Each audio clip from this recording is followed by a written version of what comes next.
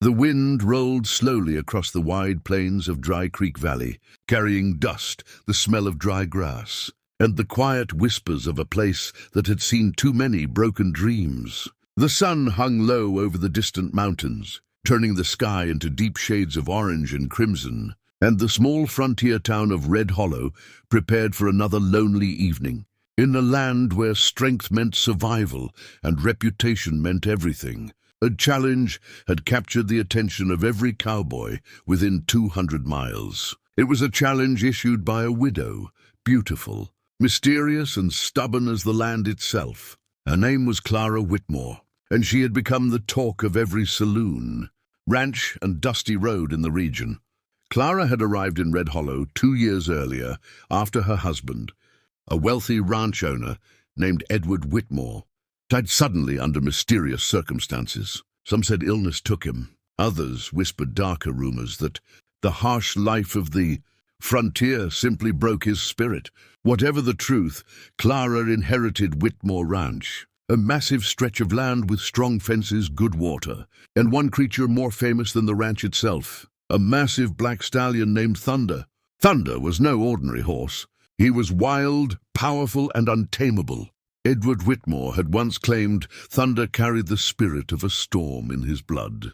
The horse had thrown every rider who tried to tame him. Ranch hands refused to get near him. Even experienced horse trainers failed. Thunder would buck, rear, and launch men through the air like rag dolls. In 2 years, 25 cowboys had attempted to ride him.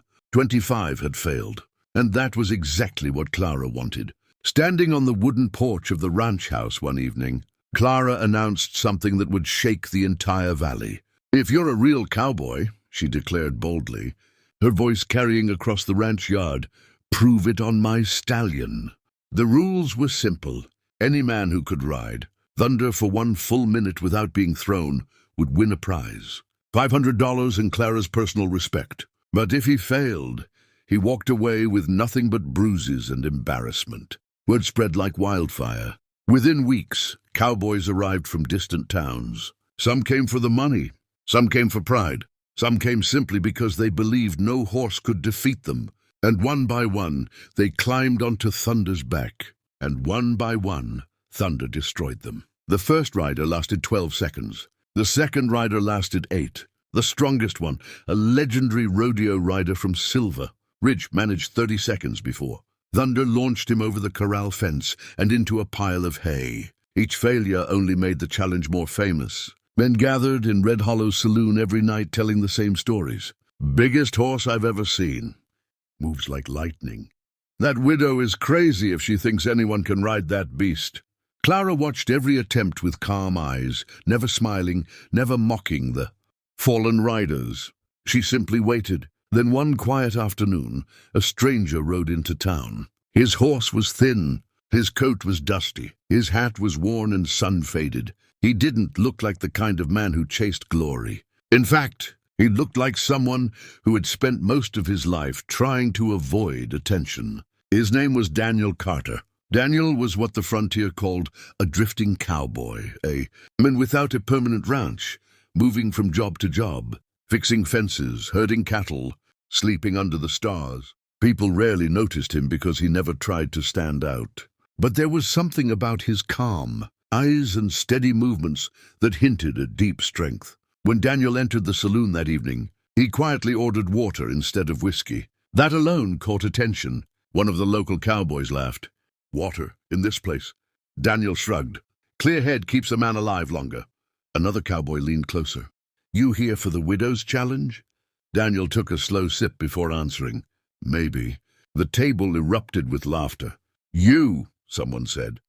"Kid, 25 men stronger than you already tried." "Thunder ain't a horse," another added. "He's a tornado with hooves." Daniel didn't argue.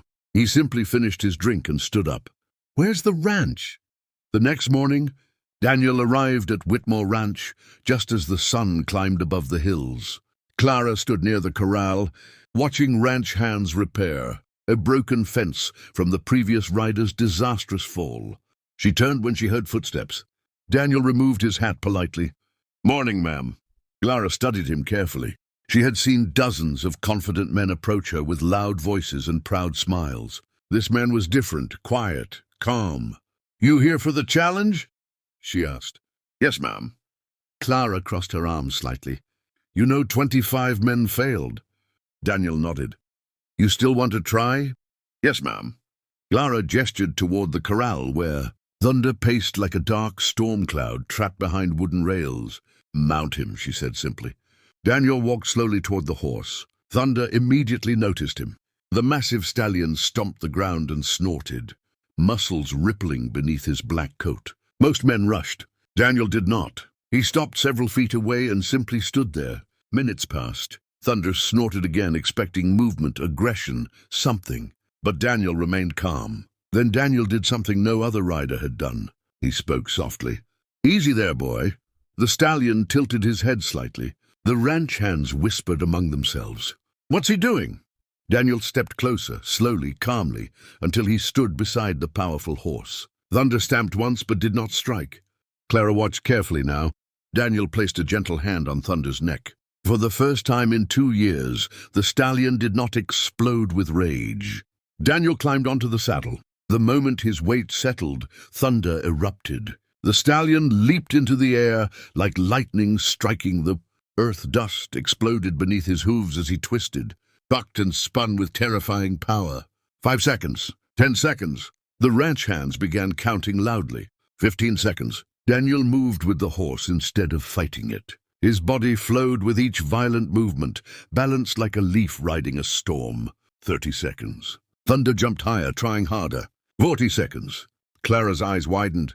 50 seconds. The horse gave one final massive leap, twisting with every ounce of strength. Daniel stayed. 1 minute. Someone shouted. The corral erupted in cheers. Thunder slowed, breathing heavily, but Daniel remained seated calmly on the saddle. The impossible had happened. Daniel slid off gently and patted the stallion's neck.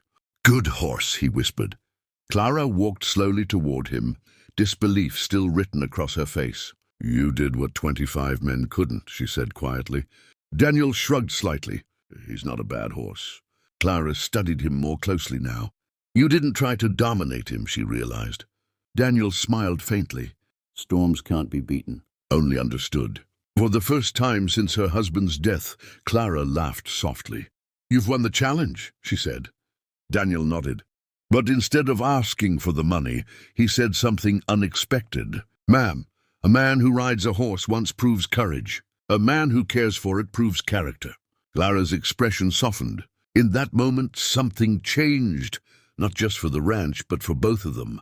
And far beyond the dusty valley of Red Hollow, a new story had just begun. Before the next chapter begins, if you enjoy powerful cowboy stories filled with courage, mystery, and unexpected heroes, make sure you subscribe to the channel and turn on notifications so you never miss the next unforgettable frontier adventure. The next story might be even more shocking than this one.